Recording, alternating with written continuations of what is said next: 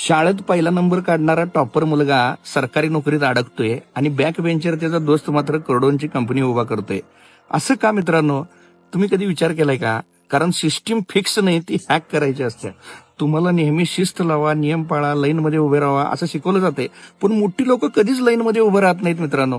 बँकेत लोक तासन तास रांगेत असतात, पण फक्त एक माणूस डायरेक्ट मॅनेजरच्या केबिनमध्ये जातोय आणि त्याचं काम 2 मिनिटात होतंय. ट्रॅफिकमध्ये ठराविक नंबरच्या गाड्यांना पोलीस कधीच हात करत नाहीत. सरकारी टेंडर निघतोय, पण अगोदरच कोणतर ती डील फायनल केलेली असत्या. सिस्टम हॅक करणारी लोक रूल फॉलो करत नाहीत, तर ते रूल मेकर बनतात. मित्रांनो, जरा विचार करा. सार्वजनिक नियम जनतेसाठी असतात, पण पॉवरफुल लोक त्याच नियमांना वेगळ्या प्रकारे वापरतात.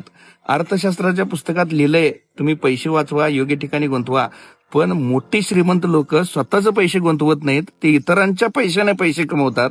शिकवण काय आहे यातनं मित्रांनो? तर तुम्ही रूल्स समजून घ्या, पण त्याच्या चौकटीत अडकू नका. पॉवरफुल लोक काय करतात ते समजून घ्या, तरच तुम्हाला जगाच्या पुढे राहता येईल मित्रांनो. Саундро, с одной головы, вся седина, весь пух и прах, все с одного ребра и одна сатана. А в глаза бела пелен, до сорта пена бела брызжет, кипит буйно голова, да моя я могу.